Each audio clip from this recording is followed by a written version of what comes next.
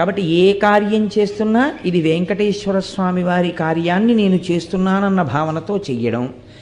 4, వెంకటేశ్వర స్వామి వారి యందు నిరతిశయ ప్రీతి కలిగినటువంటి పరమభక్తులైన వారితో కూడి ఉండడం, అటువంటి వారి పట్ల ప్రేమ కలిగి వారితో ప్రవర్తించడం.